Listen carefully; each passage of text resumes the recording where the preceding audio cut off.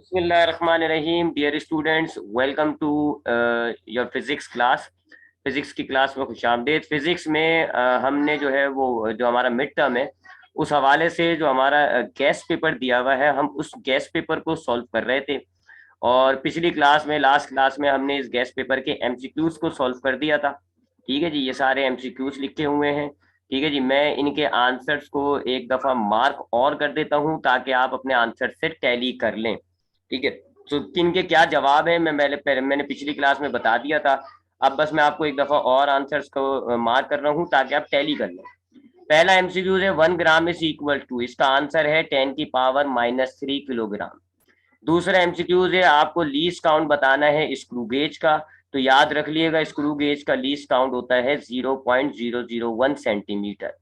ये जो least count है ये रूलर का होता है, और अक्सर इसका भी लीस्ट काउंट पूछ लेते हैं वर्नियर कैलिपर का। तो ये जो लीस्ट काउंट है ना 0.01 सेंटीमीटर, ये है वर्नियर कैलिपर का। तो ये वाली वैल्यू भी याद रख लिएगा, ठीक है। तीसरा एमसीक्यू है the SI unit of force. Force का एसआई यूनिट पूछा जा रहा है, तो फोर्स का एसआई यूनिट होता है न्यूटन। चौथा एमसीक्यू है 1 mega ohm resistance is equal to. Mega ohm resistance जो है वो कितने ओम के बराबर है। तो ये प्रीफिक्सेस वाला मामला है, मेगा हटाएंगे तो मेगा की जगह उसका जो फैक्टर होता है 10⁶ वो आ जाएगा। तो आंसर क्या हो गया, 10⁶ ओम। सिमिलरली ये वाला एमसीक्यूज भी प्रीफिक्सेस वाला है जी। पीको का मतलब होता है 10⁻⁻12। सो पी को हटाएंगे तो ये 10⁻⁻12 सेकेंड्स हो जाएगा। सिमिलरली ये वाला भी बिल्कुल वैसा ही है जी। मिलीमीटर को आपने मीटर में लाना है, तो मिली हटाएं, मिली का मतलब होता है 10⁻⁻3। ठीक है, तो 10⁻⁻3 मीटर हो जाएगा। अगले एमसीक्यूज में आपसे पूछा जा रहा है कि जी वेक्टर क्वांटिटी कौन सी है। तो ये तमाम स्केलर्स हैं, सिर्फ ये जो वेलोसिटी है ये हमने पढ़ा है चैप्टर नंबर 2 में, ये एक वेक्टर क्वांटिटी होती है। Rate of change of velocity, यानी कि वेलोसिटी जो चेंज हो रही होती है, अगर हम उसको टाइम के हिसाब से रेट निकालें तो ये क्या कहलाती है जी, वेलोसिटी के चेंज को हम कह रहे होते हैं एक्सेलरेशन। ये उसकी डेफिनेशन भी है। स्पीड अगर आपको एक बॉडी की दी जाती है एक डायरेक्शन के साथ, तो स्पीड एक डायरेक्शन के साथ अगर होती है तो भी ये वेलोसिटी कहलाती है। फ्रीली फॉलिंग बॉडीज, यानी वो बॉडी जो नीचे की तरफ आ रही हो, उसके अंदर जी की वैल्यू कितनी होती है जी, उसके अंदर जी की वैल्यू होती है 9.8। नीचे आ रही है तो 9.8 प्लस होता है, ऊपर जा रही होती है तो 9.8 माइनस होता है। अगले एमसीक्यूज में आपसे पूछ रहे हैं जी कि इनमें से कौन सी वेक्टर क्वांटिटी नहीं है, यानी स्केलर है। तो मोमेंटम, वेट और टॉर्क ये तीनों वेक्टर्स हैं। प्रेशर जो है वो एक स्केलर क्वांटिटी होती है। फिर दोबारा इसी तरह का एमसीक्यूज है जी। स्केलर क्वांटिटी आपको बतानी है, तो ये जो टॉर्क होता है, इलेक्ट्रिक फील्ड इंटेंसिटी होती है, और ये मोमेंटम, ये तीनों वेक्टर्स होते हैं। और ये जो फ्रीक्वेंसी है ये एक सीधा सीधा सा नंबर होता है, लिहाजा ये स्केलर हो गया। ऐसा यूनिट वेट का पूछा जा रहा है, वेट भी फोर्स ही होती है, लिहाजा वेट का यूनिट फोर्स वाला यूनिट ही होता है, यानी कि न्यूटन। कोफिशिएंट ऑफ फ्रिक्शन का क्या यूनिट होता है जी, कोफिशिएंट ऑफ फ्रिक्शन का कोई यूनिट नहीं होता, हमने कल इसको चेक भी किया था। अगले एमसीक्यूज में आपसे कहा जा रहा है कि एक बॉडी का मास है 10 किलोग्राम, उसका वेट आपको बताना है। तो वेट का फॉर्मूला मैंने आपको बताया था, W = mg। मास को जी की वैल्यू से मल्टीप्लाई करें तो ये वेट आएगा 98 न्यूटन। अगले एमसीक्यूज में आपसे कहा जा रहा है जी कि किलोग्राम मीटर पर सेकंड स्क्वायर किसके इक्विवेलेंट होता है। तो ये इक्विवेलेंट होता है न्यूटन के। 19.6। अब ये आपको वेट दिया हुआ है, ये आपको वेट दिया हुआ है और आपको मास कैलकुलेट करना है। तो इसी फॉर्मूले में से मास का फॉर्मूला बनाए, तो m = W/g। यानी ये जो वेट दिया हुआ है 19.6, इसको g से डिवाइड करें, 2 आंसर आएगा। 1 किलोग्राम बॉल डाउनवर्ड मोशन के अंदर है, नीचे की तरफ आ रही है, उसके अंदर एक्सेलरेशन कितना होगा। तो एक्सेलरेशन भले 1 किलोग्राम की बॉल हो, भले 10 किलोग्राम की बॉल हो, डाउनवर्ड मोशन के अंदर acceleration plus 9.8 metre per second square होता है। If the centre of gravity of the body is lower than it's point of support, अगर एक ऑब्जेक्ट का जो सेंटर ऑफ ग्रेविटी है वो पॉइंट ऑफ सपोर्ट से नीचे होता है, तो उस स्टेट को हम कहते हैं स्टेबल इक्विलिब्रियम। ये भी वही में एमसीक्यूज है। A body will be in state of stable equilibrium अगर उसका जो सेंटर ऑफ ग्रेविटी है वो कहाँ होगा, below the point of suspension. अगला एमसीक्यूज है the point at which the whole weight, यानी वो पॉइंट जिसमें आपके ऑब्जेक्ट का पूरा वेट समाया हुआ होता है, पूरा वेट मौजूद होता है, उसको हम कहते हैं सेंटर ऑफ ग्रेविटी। एक कोन बेस के ऊपर आपने उसको स्टैंड किया हुआ है, यानी कि ऐसे रखा हुआ है आपने कोन को, तो ये कौन सा हो जाता है, ये हो जाता है स्टेबल इक्विलिब्रियम। ये बिल्कुल आपने ये जो इक्विलिब्रियम और ये स्टेबल अनस्टेबल है, ये बिल्कुल लेटेस्ट टॉपिक पढ़ा है आपने। दो पैरेलल फोर्सेस हैं जिनकी डायरेक्शन सेम है, तो हमने पढ़ा है कि अगर दो पैरेलल फोर्सेस की सेम डायरेक्शन होती है तो वो लाइक कहलाती हैं, और अगर अलग अलग डायरेक्शन होती है तो वो अनलाइक कहलाती है। If a body is moving with uniform velocity, तो उसका इक्विलिब्रियम क्या कहलाएगा? सो हम जानते हैं स्टैटिक इक्विलिब्रियम कब होता है, जब आपका ऑब्जेक्ट रुका हुआ हो, और डायनामिक इक्विलिब्रियम कब होता है, जब आपका ऑब्जेक्ट जो है वो यूनिफॉर्म वेलोसिटी से मूव कर रहा हो। ये वो एमसीक्यूज थे जो हमने पिछली क्लास में सॉल्व किए थे, मैंने इसके आंसर दोबारा मार्क कर दिए ताकि आपको एक दफा रिवाइज हो जाए। क्वेश्चन आंसर्स पर भी बात कर ली थी, आज हमने जो है वो न्यूमेरिकल्स वाले सेक्शन को देखना है। अब मैंने आपको कल बताया भी, तब एक क्लास में आपको बताया था कि आपका जो सेक्शन बी होता है वो दो हिस्सों में तकसीम होता है, ए पार्ट बी पार्ट। ए पार्ट में आपको 8 शॉर्ट क्वेश्चंस दिए जाएंगे, 5 आपको अटेम्प्ट करके 3 आपको चॉइस में छोड़ना है। जबकि बी पार्ट में आपको 8 न्यूमेरिकल्स दिए जाएंगे, आपने उन 8 न्यूमेरिकल्स में से कोई से भी 5 अटेम्प्ट करने, और 3 न्यूमेरिकल्स को आप चॉइस में छोड़ देंगे, 3 न्यूमेरिकल्स को आपने चॉइस में छोड़ देना है। यहाँ तो इस वक्त तो आपको बहुत सारे न्यूमेरिकल्स मिल रहे हैं क्योंकि ये इंपॉर्टेंट न्यूमेरिकल्स हैं जो कि ज्यादा हो सकते हैं, लेकिन आपको पेपर में सिर्फ 8 न्यूमेरिकल्स दिए जाएंगे, उनमें से कोई से 5 आपको अटेम्प्ट करके 3 आपने चॉइस में छोड़ देना है। इस सेक्शन में रीजनिंग क्वेश्चंस भी आ सकते हैं, यानी कि वो सवाल जिसका कोई रीजन हो, कोई वजह पूछी जा रही हो, ठीक है, वो भी पूछा जा सकता है। तो होंगे इसमें जो एक दो रीजनिंग क्वेश्चन, उनका आंसर मैं आपको हाथ के हाथ बता दूंगा। सो आते हैं जी पहले अब इन न्यूमेरिकल्स को सॉल्व करते हैं जी। पहले न्यूमेरिकल की तरफ आ रहा हूं मैं। हाँ, एक मिनट रुकिएगा। हाँ, फर्स्ट न्यूमेरिकल को मैं पढ़ रहा हूँ और इसको मैं यहाँ सॉल्व करता जाऊंगा इस हिस्से में। कह रहे हैं जी, अब बस इज मूविंग, एक बस मूव कर रही है with the velocity of 60 kilometre per hour. ये वो चैप्टर नंबर 2 जो है जिसका नाम था काइनामेटिक्स, ये उस चैप्टर से, ठीक है। आपसे कह रहे हैं एक बस जो है वो 60 किलोमीटर पर आवर की वेलोसिटी से मूव कर रही है, when brakes are applied it come to rest. जब आपने उसमें ब्रेक्स लगाए तो वो रुक गई। इनिशियल वेलोसिटी हो गई 60 किलोमीटर पर आवर और फाइनल वेलोसिटी हो गई 0। मैंने आपको बताया था कि अगर आप किसी भी न्यूमेरिकल में देखते हैं कि ब्रेक लगाया है, गाड़ी आपकी रुक गई है आखिर में जाके, तो आप फाइनल वेलोसिटी 0 करोगे। और अगर आपको किसी न्यूमेरिकल में ये कहा जाता है कि जी कार स्टार्ट फ्रॉम रेस्ट, कि आपके पास एक गाड़ी रुकी हुई है, आपने स्टार्ट की है, तो इसका मतलब है वो शुरू में रुकी हुई थी, इनिशियल वेलोसिटी 0। तो यहाँ चूंकि गाड़ी आखिर में रुक रही है, ब्रेक लगा रहे हो, एंड में जाके रुकती है, तो फाइनल 0, इनिशियल ये आपको दी हुई है। सो इनिशियल वेलोसिटी कितनी हो गई जी? 60 किलोमीटर पर आवर। और फाइनल वेलोसिटी कितनी हो गई जी? 0, क्योंकि ब्रेक लगा के आपने गाड़ी को रोक दिया। आगे पढ़ते हैं जी। आफ्टर 2 सेकेंड्स, 2 सेकेंड्स के बाद, तो ये टाइम हो गया आपके पास, टाइम हो गया 2 सेकेंड्स।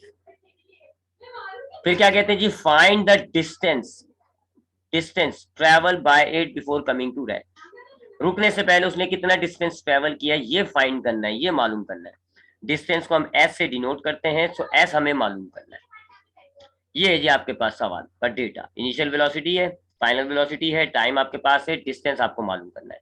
सबसे पहले आपने देख लिया होगा यहाँ यूनिट आपको जो है इनिशियल वेलोसिटी का सही नहीं दिया हुआ, यूनिट होना चाहिए मीटर पर सेकंड, आपको दिया हुआ है किलोमीटर पर आवर। तो याद रख लिएगा, इसकी कन्वर्जन मैंने आपको एक न्यूमेरिकल में दिखाई भी थी कि अगर आपके पास वेलोसिटी किलोमीटर पर आवर में हो और आपको उसको मीटर पर सेकंड में लाना है, तो आप क्या करेंगे? जो आपको वेलोसिटी दी हुई है उसको 1000 से मल्टीप्लाई करेंगे और 3600 से डिवाइड कर देंगे। ठीक है जी, ये मैं कर लेता हूँ न्यूमेरिकल, ये तो कैलकुलेशन में अपने मोबाइल के कैलकुलेटर से कर लेता हूँ। 60 मल्टीप्लाई बाय 1000 डिवाइडेड बाय 3600, ये हो जाएगा जी 16.66। तो अब इनिशियल वेलोसिटी हमारे पास कितनी हो गई? 16.66 मीटर पर सेकेंड। तो ये आपका पहला काम होगा, आपने इस यूनिट को मीटर पर सेकेंड में लाना है। तो अब ये वेलोसिटी नहीं लगाएंगे हम, अब हम ये यूज करेंगे। अच्छा जी, डिस्टेंस मालूम करना है जी, इनिशियल वेलोसिटी, फाइनल वेलोसिटी और टाइम आपको मिला हुआ है। अब यहाँ इक्वेशंस ऑफ मोशन हम यूज करेंगे जी। अगर हम इक्वेशंस ऑफ मोशन देखें तो पहली इक्वेशन ऑफ मोशन जो है उसमें तो डिस्टेंस होता ही नहीं है, तो क्या फायदा उसको हम लगा उसको यूज करने का, उसमें डिस्टेंस तो है ही नहीं। दूसरी इक्वेशन ऑफ मोशन में डिस्टेंस होता है और तीसरी इक्वेशन ऑफ मोशन में डिस्टेंस होता है। ठीक है जी, अब ये मैं लिख देता हूँ, चले आपको इक्वेशंस, क्योंकि काफी टाइम हो गया ना पड़ेगा आपको। V F equals to V I plus A T, ये आपके पास फर्स्ट इक्वेशन है। सेकंड इक्वेशन क्या है जी? S equals to V I T plus 1/2 A T square, ये सेकंड इक्वेशन ऑफ मोशन होती है। और थर्ड क्या है जी, 2AS equals to VF square minus VI square. अब दो इक्वेशन हैं, इसमें तो नहीं है जी, इसमें डिस्टेंस है आपके पास और इसमें डिस्टेंस है आपके पास। सो आपने चूंकि डिस्टेंस मालूम करना है तो इसका मतलब है आप इन दो इक्वेशंस में से कोई एक इक्वेशन यूज करेंगे। लेकिन अगर आप गौर से देखें तो इन दोनों इक्वेशंस में आपको एक्सेलरेशन चाहिए। ये देखें, तो डिस्टेंस आप बाद में निकालेंगे, पहले आप एक्सेलरेशन निकालें। एक्सेलरेशन निकाल लेंगे तो फिर आप इनमें से जिस इक्वेशन को चाहें यूज करके आप जो है वो डिस्टेंस फाइंड आउट करें। तो यहाँ आपको जो है डिस्टेंस मालूम करने के लिए आपने देखा जी आपके पास जो भी इक्वेशन है, दो इक्वेशन है, सेकंड और थर्ड इक्वेशन ऑफ मोशन, दोनों इक्वेशंस को आपने इस्तेमाल करने के लिए एक्सेलरेशन भी चाहिए होगी। सो हम सबसे पहले एक्सेलरेशन निकालेंगे। एक्सेलरेशन का फॉर्मूला आपने इसी चैप्टर में पढ़ा है, VF minus VI divided by T. Values डालें जी, VF आपके पास है 0 माइनस VI आपके पास है 16.66 डिवाइडेड बाय टाइम आपके पास है 2। ठीक है जी, एक्सेलरेशन आपके पास आ जाएगा, ये 0 तो बेकार है, माइनस, और इन दोनों को आप यानी 16.66 को 2 से डिवाइड कर दें तो ये हो जाएगा जी 8.33 मीटर पर सेकेंड स्क्वायर। ये आपके पास एक्सेलरेशन आ गई। अब एक्सेलरेशन आ गई है जी, अब आप चाहें तो सेकंड, चाहें तो आप थर्ड इक्वेशन अप्लाई कर लें। हम थर्ड इक्वेशन लगा लेते हैं जी, 2AS equals to VF square minus VI square. Values डालते हैं जी, 2 एक्सेलरेशन हमने ये फाइंड आउट करी हुई है तो ए की वैल्यू को हम ब्रैकेट में करके डाल देंगे जी, -8.33 ऐसा हमें मालूम करना है। VF आपने डेटा देख लिया होगा, 0 है, 0 का स्क्वायर 0 ही होता है, माइनस, जबकि इनिशियल वेलोसिटी आपके पास है 16.66, कन्वर्ट करने के बाद जो है 16.66 स्क्वायर। अब इन दोनों को आप मल्टीप्लाई करेंगे, ये हो जाएगा -16.66S, और ये 0 तो बेकार है जी, माइनस, अब 16.66 का स्क्वायर निकालेंगे हम, 16.66 मल्टीप्लाई बाय 16.66, ये हो जाएगा 277.55। ठीक है जी, ये हमने इसका स्क्वायर निकाला है, माइनस से माइनस कट गया। अब ये जो वैल्यू है 16.66 ये मल्टीप्लाई हो रही है, इधर लेकर आएंगे तो डिवाइड हो जाएगी, और अब आपके पास ऐसा हो जाएगा जी, S is equal to 277.55 divided by 16.66। ठीक है जी, तो आपके पास वो वैल्यू मल्टीप्लाई हो रही थी, जब आप इसको दूसरी तरफ लेकर आए तो डिवाइड हो गई, और जब आप इसको डिवाइड करेंगे तो आपके पास आंसर आएगा 16.66 मीटर। ये आंसर हो गया। ठीक है जी, तो आसान न्यूमेरिकल था, बस थोड़ा सा हमें जो है वो अपने डेटा पर ख्याल रखना है। एक हमारा डेटा जो है वो सही बनना चाहिए। डेटा हमारा सही नहीं बना तो फिर जाहिर बात है हम अटक जाएंगे, कोई किसी चीज को हम नहीं सॉल्व कर पाएंगे। फिर हमने देखा जी हमारे पास कौन सी इक्वेशन है जो बेस्ट सूट करती है, तो हमने देखा जी सेकंड और थर्ड इक्वेशन है, दोनों को अप्लाई किया जा सकता है, लेकिन हमें पहले एक्सेलरेशन फाइंड आउट करनी है। तो यही किया जी हमने, पहले एक्सेलरेशन का फॉर्मूला यूज करके एक्सेलरेशन कैलकुलेट की, और जब हमारे पास एक्सेलरेशन आ गई तो फिर हमने थर्ड इक्वेशन को यूज करके डिस्टेंस फाइंड आउट कर लिया। तो ये हो गया जी फर्स्ट न्यूमेरिकल। अब आते हैं सेकंड न्यूमेरिकल की तरफ, ये वाला। The mass of an electron is, आपको एक इलेक्ट्रॉन का मास दिया हुआ है 9.11 मल्टीप्लाई बाय 10 की पावर -31। मैं यहाँ लिख देता हूँ, इलेक्ट्रॉन का मास है जी, m से हम डिनोट कर लेते हैं, कितना है 9.11 मल्टीप्लाई बाय 10 की पावर -31 किलोग्राम। कहा क्या जा रहा है जी, कन्वर्ट इट, इसको आपने कन्वर्ट करना है ग्राम में, मिलीग्राम में और माइक्रोग्राम में। कन्वर्जन है जी ये, आपको इसको कन्वर्ट करना है जी, एक तो ग्राम में कन्वर्ट करना है, एक आपको इसको मिलीग्राम में कन्वर्ट करना है, और एक आपने इसको माइक्रोग्राम में कन्वर्ट करना है। ये माइक्रो का सिंबल होता है। तो चले जी, सबसे पहले हम जो है वो ग्राम में कन्वर्ट करते हैं। मास हम लिखेंगे जी 9.11 मल्टीप्लाई बाय 10 की पावर -31 किलोग्राम। अब ये मैंने आपको कन्वर्जन बताई थी जी, प्रीफिक्सेस वाली कन्वर्जन। मैंने आपको प्रीफिक्सेस लिखवाए थे। किलो का मतलब होता है 10 की पावर 3, ठीक है, किलो का मतलब होता है 10 की पावर 3, और मिली का मतलब होता है 10 की पावर -3, माइक्रो का मतलब होता है 10 की पावर अल्लाह आपका भला करे -6। ये प्रीफिक्सेस मैंने आपको लिखवाई थी। मैं थोड़ा सा, चले मैं रिपीट कर देता हूँ इस चीज को, क्योंकि अगेन पहले चैप्टर का था। पहली बात है तो जरा ये प्रीफिक्सेस नोट कर लें। किलो का मतलब होता है 10⁻3, ये है किलो। फिर उसके बाद जो काम काम किए सिर्फ वो लिख लेते हैं हम अभी। और सेंटी का मतलब होता है 10⁻²। मिली का मतलब होता है 10⁻−3, ये मिली है। माइक्रो का मतलब होता है 10⁻−6, ये माइक्रो कहलाता है। 10⁻−9 नैनो कहलाता है। और 10⁻−12 जो है वो पीको कहलाता है। एक तो ये बात जहन में रखें, ये प्रीफिक्सेस आपको याद होने चाहिए। अब आते कन्वर्जन कैसे करें। देखिए, अगर आपके पास मिसाल के तौर पे मास दिया हुआ है, फॉर एग्जांपल आपको दिया हुआ है जी 10⁻6 किलोग्राम दिया हुआ है, किलोग्राम। और आपसे कहा जा रहा है जी इसका ग्राम पता करो, ग्राम फाइंड आउट करो। सो अब यहाँ पर हमें प्रीफिक्स को हटाना है तो ग्राम हो जाएगा ना। अगर मैं प्रीफिक्स को हटा दूंगा, ये देखें जी, मैं हटा के दिखाई देता हूँ ना आपको, ये देखें। अगर मैं इस प्रीफिक्स को हटा दूं, क्या बचा, ग्राम बचा। ठीक है, तो हमें करना क्या है, हमें तो प्रीफिक्स को हटाना है जी, सीधा सीधा सा। तो करोगे कैसे आप इस कन्वर्जन को, जिसमें आपने प्रीफिक्स को रिमूव करना होता है। आप ये वैल्यू लिखें 10⁻6, ये 10⁻6, और ये जो किलो है, किलो की जगह इसका प्रीफिक्स लगा दें, किलो हटाएं और किलो की जगह इसका प्रीफिक्स लगा दें और मल्टीप्लाई कर दें। मल्टीप्लाई बाय 10⁻3, अब ये ग्राम बन गया। बहुत आसान है। आपने देखा जी कि अगर आपको प्रीफिक्स हटाना है तो बस सिंपल सा है जी, प्रीफिक्स हटाओ और प्रीफिक्स की जगह उसकी जो न्यूमेरिकल वैल्यू है, उसका जो फैक्टर है वो लिख दो और मल्टीप्लाई कर दो। मल्टीप्लाई करते हैं, पावर ऐड हो जाती है जी, 639 ग्राम में कन्वर्ट हो गया। एक तो ये ध्यान में रखिएगा अगर आपको प्रीफिक्स को हटाना होगा। और दूसरी कन्वर्जन भी मैं आपको दिखा देता हूँ, फिर हम उस सवाल को ही सॉल्व कर लेंगे। दूसरी कन्वर्जन होती है जिसमें हमें प्रीफिक्स को लगाना पड़ता है। जैसे मिसाल के तौर पे आपसे कहा जाए जी 10⁻3 ग्राम है, और इसको लाओ आप कन्वर्ट करो इसको किस में, मिलीग्राम में। अब यहाँ हमें प्रीफिक्स को ऐड करना है। अब मैं यहाँ थोड़ी हटाऊंगा, देखो यहाँ तो है ही नहीं प्रीफिक्स यहाँ, बल्कि मुझे शामिल करना है प्रीफिक्स, ग्राम के साथ मिली लगाना है। तो जब आपने ऐसा करना होगा ना, तो बस आपने वही करो काम, वही 10⁻3 लो, मल्टीप्लाई बाय 10। मिली का मतलब क्या होता है, 10⁻−3। बस इस साइन को चेंज कर दो, माइनस है तो प्लस कर दो, प्लस है तो माइनस कर दो, ऐसे। ये माइनस है ना, इसको हमने कर दिया प्लस। या तो एक तरकीब ये कर लो, या डिवाइड का ध्यान में रख लो, दूसरी भी होती है। चले मैं आपको डिवाइड का ही बता देता हूँ। हाँ, तो पहला तरीका मैंने आपको क्या बताया कि अगर आपके पास प्रीफिक्स लगा हुआ होता है और आपको कन्वर्जन के दौरान उसको हटाना है, तो बस आप उस प्रीफिक्स को हटाएं और उसकी जगह जो उसका फैक्टर होता है वो लिखें, मल्टीप्लाई कर दें। और अगर आप देखते हैं जी आपको कन्वर्जन के दौरान प्रीफिक्स ऐड करना है, जैसे इस सवाल में आपको ग्राम दिया हुआ है, आपको मिलीग्राम मालूम करना है, यानी प्रीफिक्स लगाना है इस ग्राम के आगे, तो फिर आप मल्टीप्लाई के बजाय डिवाइड करोगे। फैक्टर वही यूज कर लो, बस मल्टीप्लाई के बजाय डिवाइड।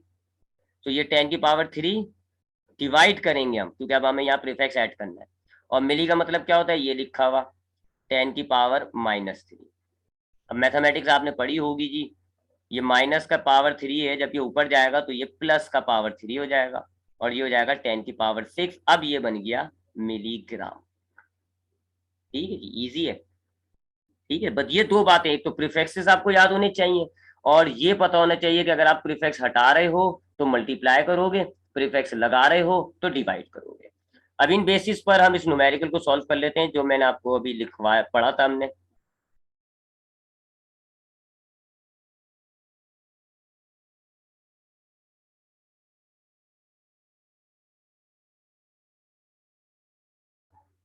हाँ जी, अब हम इस न्यूमेरिकल को सॉल्व करते हैं। हमें जो मास दिया हुआ है वो किलोग्राम में दिया हुआ है, हमें ग्राम में पता करना है उसको, मिलीग्राम में और माइक्रोग्राम में। तो पहले बात, हमारे पास मास कितना है जी, 9.11 मल्टीप्लाई बाय 10⁻−31 किलोग्राम। ठीक है जी। और मुझे इसको सबसे पहले मैं इसमें कन्वर्ट कर रहा हूँ, यानी मैं इसका ग्राम में निकाल रहा हूँ जी, ग्राम कितना होता है। अब यहाँ आपने देख लिया होगा, हमें सिर्फ प्रीफिक्स को हटाना है। प्रीफिक्स को हटाऊंगा तो ये क्या बन जाएगा, ग्राम बन जाएगा। तो जब प्रीफिक्स को हटाते हैं तो उसका फैक्टर मल्टीप्लाई हो जाता है। 9.11 मल्टीप्लाई बाय 10⁻−31, ये तो ओरिजिनल नंबर था। मल्टीप्लाई कर देंगे, किलो का मतलब होता है 10⁻3। ये आपने क्या किया, मल्टीप्लाई कर दिया। अब आप मल्टीप्लाई करोगे 9.11 मल्टीप्लाई बाय 10 की पावर, दोनों पावर एक साथ लिखेंगे, प्लस करेंगे, -31 + 3 कितना हो जाएगा जी 9.11 मल्टीप्लाई बाय 10 की पावर। अब आप इनको सब्ट्रैक्ट करो, माइनस प्लस माइनस होता है, तो 31 में से 3 माइनस कर दो, 28 बचेगा जी, साइन बड़ा माइनस का। अब ये ग्राम में कन्वर्ट हो गया, देखा आपने कितनी ईजी है। बस ये चीज ध्यान में रख लो जी कि किलो हटाना है, यानी कि प्रीफिक्स हटाना है, फैक्टर्स तो आपके एक ही रहेंगे, ध्यान में रख लें, बस फैक्टर्स को याद कर लें। प्रीफिक्स हटाना है तो मल्टीप्लाई, लगाना है तो डिवाइड। अब जैसे इधर मुझे क्या करना था, किलोग्राम से ग्राम में लाना था, तो वो कैसे करना पड़ेगा, हमें किलो को हटाना पड़ेगा। हटाना है तो हमने क्या किया, देखो प्रीफिक्स को मल्टीप्लाई। अब हम मिलीग्राम में कन्वर्ट करते हैं, मिलीग्राम में। अब इसके लिए हम ये ग्राम वाला वजन ले लेते हैं। ग्राम वाला वजन क्या है जी, 9.11 मल्टीप्लाई बाय 10 की पावर -28 ग्राम। और अब हमें इसको किस में कन्वर्ट करना है, मिलीग्राम में। अब आप गौर से देखें जी, दिली दिल में जवाब दें, हमें प्रीफिक्स हटाना है या ऐड करना है। तो अब यहाँ आपने देख लिया होगा जी, अब यहाँ पर हमारे पास ग्राम है, हमें मिलीग्राम का मतलब है हमें यहाँ प्रीफिक्स लगाना है। तो जब लगाना होता है तो ऐड करते हैं, वो डिवाइड करते हैं हम। जब लगाना होता है तो हम क्या करते हैं, डिवाइड। ठीक है जी, तो अब हम यहाँ पे कहेंगे जी 9.11 मल्टीप्लाई बाय 10 की पावर -28 डिवाइडेड बाय, और मिली का फैक्टर क्या होता है, 10 की पावर -3। अब ये -3 ऊपर जाएगा, +3 हो जाएगा। 9.11 मल्टीप्लाई बाय 10 की पावर -28 +3, और ये हो जाएगा 9.11 मल्टीप्लाई बाय 10 की पावर -25। अब ये हो गया मिलीग्राम में। ऐसे आप माइक्रोग्राम में भी कन्वर्ट कर लीजिएगा। तो ये दो बातें ध्यान में रख लीजिएगा, एक प्रीफिक्सेस के फैक्टर्स क्या है, किलो का मतलब 10 की पावर +3, मिली का मतलब 10 की पावर -3, एक तो ये प्रीफिक्सेस याद होने चाहिए। दूसरा ये याद होना चाहिए कि अगर आपको जो गिवन वैल्यू दी हुई है, जैसे आपको यहाँ किलोग्राम दिया हुआ था, अगर आपके पास गिवन वैल्यू में प्रीफिक्स लगा हुआ है, आपने रिमूव करना है, तो आप फैक्टर को मल्टीप्लाई करेंगे।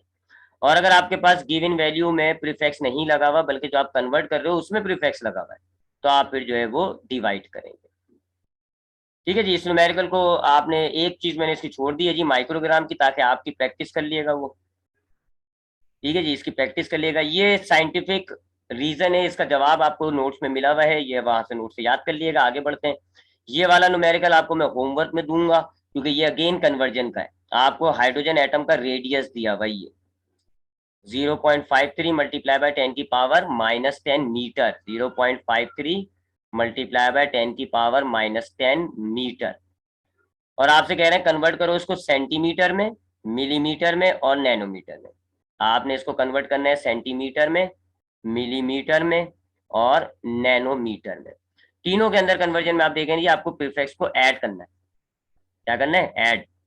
अगर आप प्रीफिक्स हटाते हो तो मल्टीप्लाई, ऐड करोगे तो डिवाइड। तो अब सेंटी का मतलब होगा 10 की पावर -2, मिली का मतलब होगा 10 की पावर -3, नैनो का मतलब होगा 10 की पावर -9। इन तीनों फैक्टर से आपने डिवाइड करना होगा। सो ये आपका होमवर्क होगा जी, ताकि आपकी प्रैक्टिस भी हो जाए। अगर आपको कोई परेशानी हो तो जो फिजिकल क्लासेस हमारी होंगी उस क्लास में आप मुझे बता दिएगा, तो मैं आपको दोबारा ये सब चीजें एक नज़र दोबारा करा दूंगा। आगे बढ़ते हैं जी जल्दी जल्दी से। अब इस सवाल को देखते हैं, when a freely falling body, van a freely, ये भी एक साइंटिफिक रीजन है। टाइम हमारे पास शॉर्ट है, इसलिए इसको जल्दी जल्दी बात करते हैं। When a freely falling object move towards the earth pull of earth only does earth also move towards the object due to reaction.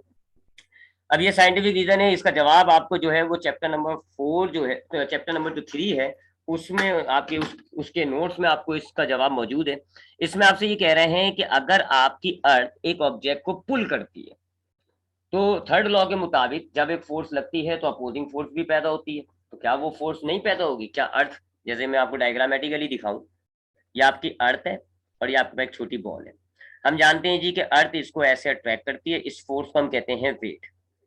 इस छोटी सी बॉल को ना अर्थ अट्रैक्ट करेगी और ये बॉल अर्थ की तरफ खींची चली आएगी।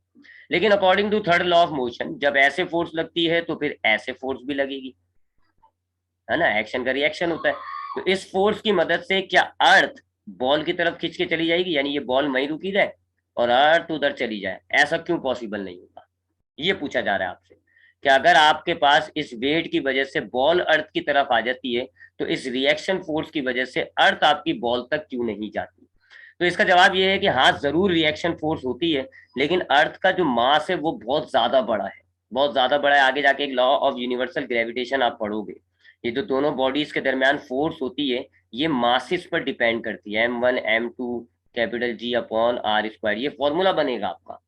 तो ये जो दोनों बॉडीज हैं ये मासिस पर डिपेंड करती हैं। भारी मास जो है वो मूव नहीं करेगा, जो हल्का मास है वो आपकी तरफ जो है वो ट्रैक करके आ जाएगा। तो भले दोनों फोर्सेस बराबर हैं, जरा एक और मैं आपको फॉर्मूला दिखाऊं। तो फोर्स आपको पता है जी F equals to M A, ठीक है जी। अब इसमें से अगर आप एक्सेलरेशन निकालें तो एक्सेलरेशन का फॉर्मूला क्या है जी, फोर्स डिवाइडेड बाय मास, यही फॉर्मूला बनेगा ना।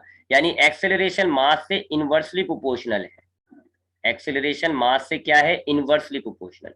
इसका मतलब है मास हल्का होगा एक्सेलरेशन ज्यादा आएगा, मास ज्यादा होगा एक्सेलरेशन कम आएगा। तो यूं इसका चूंकि मास हल्का था इसमें ज्यादा एक्सेलरेशन आ गया, और इसका मास ज्यादा था तो इसमें कम एक्सेलरेशन आया। तो मूव शायद दोनों करी हो, लेकिन इसका एक्सेलरेशन इतना ज्यादा था कम मास होने की वजह से कि ये बड़ी जल्दी स्पीड गेन करके नीचे आ गया, जबकि इसका ज्यादा मास था लिहाजा कम एक्सेलरेशन आया और ये हल्का सा ही मूव करा होगा बस, जो कि महसूस भी नहीं होता। सो भले फोर्स दोनों में बराबर लग रही हो, लेकिन जो एक्सेलरेशन प्रोड्यूस होता है वो डिपेंड करता है मास पर। क्योंकि अर्थ का मास ज्यादा है इसलिए इसका एक्सेलरेशन इंतहाई कम होगा, नेग्लेजिबल होगा, और आपका जो छोटी सी बॉल है उसका मास बहुत कम है लिहाजा उसका एक्सेलरेशन ज्यादा बन जाएगा, और वो आपकी जो है वो मूव करते हुए अर्थ तक आ जाती है। तो ये सारी बातें जो है एक आंसर की सूरत में आपको किट के अंदर न्यूमेरिकल के अंदर दी हुई है नोट में, आप उसको वहां से नोट कर लीजिएगा।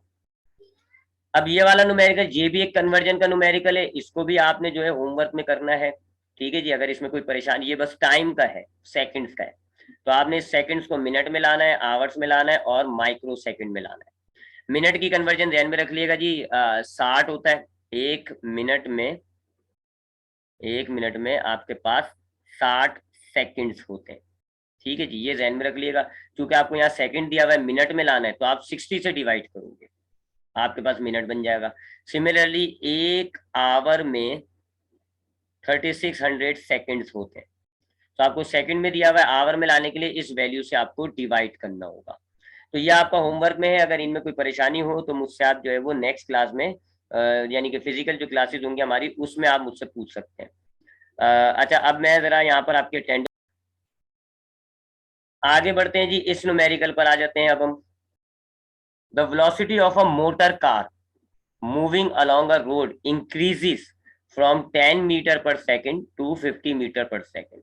यानी एक आपके पास मोटर कार है, उसकी वो मूव कर रही है एक रोड पर और उसकी जो वेलोसिटी है वो इंक्रीज हो रही है, 10 से कितनी चली गई, 50। तो ये इनिशियल वेलोसिटी हो गई, ये फाइनल वेलोसिटी हो गई, ठीक है जी। एक गाड़ी है आपकी चल रही है, उसकी वेलोसिटी बढ़ रही है, तो शुरू में उसकी वेलोसिटी थी 10 मीटर पर सेकेंड, आखिर में जाके उसकी वेलोसिटी हो गई 50। तो ये इनिशियल हो गई, ये फाइनल हो गई। और ये क्या है जी, ये टाइम है। फाइंड क्या करना है, फाइंड आपको करना है एक्सेलरेशन, ठीक है जी। तो यहाँ एक्सेलरेशन का फॉर्मूला आप लगाएंगे Vf minus Vi divided by time. Vf आपके पास कितना है 50, Vi आपके पास कितना है 10, और टाइम आपके पास कितना है 8 सेकेंड, ठीक है जी। तो ये न्यूमेरिकल भी इजी है, आप घर से कर सकते हैं इसको। आगे बढ़ते हैं, इस न्यूमेरिकल पर आते हैं।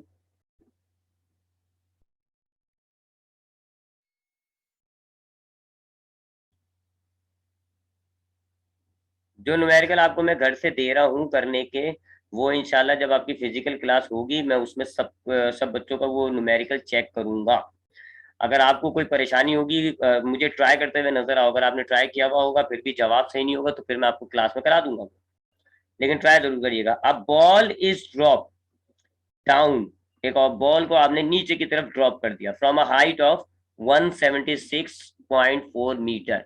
अब ये डाउनवर्ड मोशन है, आपको मैंने बताया हुआ है वर्टिकल यानी फ्री फॉल मोशंस होते हैं, वर्टिकल मोशंस जिनको हम कहते हैं मोशन अंडर ग्रेविटी।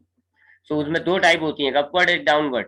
ये डाउनवर्ड मोशन है, आपकी बॉल ड्रॉप हुई है जी, और अगर आप किसी भी चीज को ड्रॉप करते हो तो वो नीचे आती है। तो इस न्यूमेरिकल में आपको डाउनवर्ड मोशन दिया हुआ है। हाइट आपको दी गई जी 17, हाइट आपको दी गई जी 176.4। अच्छा, डाउनवर्ड मोशन होता है तो हमने ये पढ़ा है चैप्टर नंबर 2 में कि जब डाउनवर्ड मोशन होता है तो इनिशियल वेलोसिटी 0 होती है हमेशा, और जो एक्सेलरेशन होती है उसको हम कहते हैं एक्सेलरेशन ड्यू टू ग्रेविटी, और उसकी वैल्यू हम कितनी लेते हैं 9.8 मीटर पर सेकंड स्क्वायर। ये डाउनवर्ड मोशन में पत्थर की लकीर बातें हैं, आप जैसी पढ़े डाउनवर्ड मोशन है ये दो बातें आप लिखते हैं, इनिशियल 0 और जी की वैल्यू 9.8। और अगर अपवर्ड मोशन शो होता है, जैसे आपसे न्यूमेरिकल में कहा जाता है a ball is throne upward, यानी एक बॉल को आपने ऊपर उछाला है, तो अब ये अपवर्ड मोशन हो जाता है। सो अपवर्ड मोशन में कौन सी दो बातें फिक्स होती हैं जी, कि फाइनल वेलोसिटी 0 है और जी की वैल्यू -9.8 है। ठीक है, ये बात ध्यान में रख लीजिएगा। तो चूंकि डाउनवर्ड मोशन है लिहाजा जी मैंने पहले से लिख दिया, इनिशियल मैंने पहले से लिख दी, हाइट हमें दी हुई है। कहते क्या है जी, how much time will it take to reach the ground, इसको नीचे ग्राउंड तक पहुंचने में टाइम कितना लगेगा, ये आपको बताना है। ठीक है जी, तो ये आपके पास हो गया जी सवाल। आपके पास जो है वो क्या नाम है, इनिशियल वेलोसिटी है, हाइट है, जी है, और आपको टाइम मालूम करना है। तो यहाँ पर जो है आप इक्वेशंस ऑफ मोशन अगर आप देखें तो फर्स्ट इक्वेशन है V F is equal to V I plus A T, A की जगह यहाँ जी आ जाएगा। सेकेंड इक्वेशन होता है जी S equals to V I T plus 1/2, A की जगह जी आ जाएगा टी स्क्वायर। और थर्ड इक्वेशन होता है जी 2g एस की जगह एच आ जाएगा, V F square minus V I square. ठीक है, यहाँ पे भी एस की जगह एच आ जाएगा। ये तीन इक्वेशन हैं, बस फर्क ये होता है कि अपवर्ड डाउनवर्ड मोशन में हम ए की जगह जी लिख देते हैं और एस की जगह हाइट लिख देते हैं।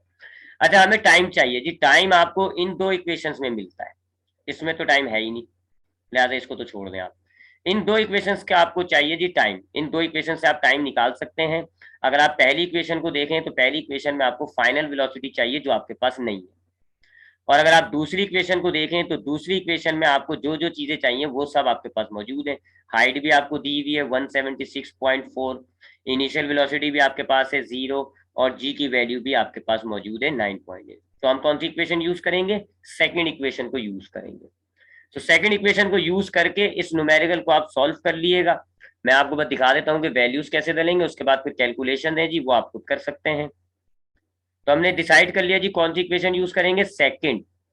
तो सेकंड इक्वेशन यूज करते हैं जी, इसमें वैल्यूज डालते हैं। सबसे पहले हाइट की वैल्यू लिखें आप 176.4 इक्वल, इनिशियल वेलोसिटी की वैल्यू लिखें वो है 0, मल्टीप्लाई बाय टाइम आपको नहीं पता लिहाजा टाइम को आप टी ही रहने दें, प्लस 1/2 मल्टीप्लाई बाय जी की वैल्यू लिखें जी, जी की वैल्यू है 9.8, टी आपको नहीं पता तो टी स्क्वायर को एज इट इज रखें 176.4।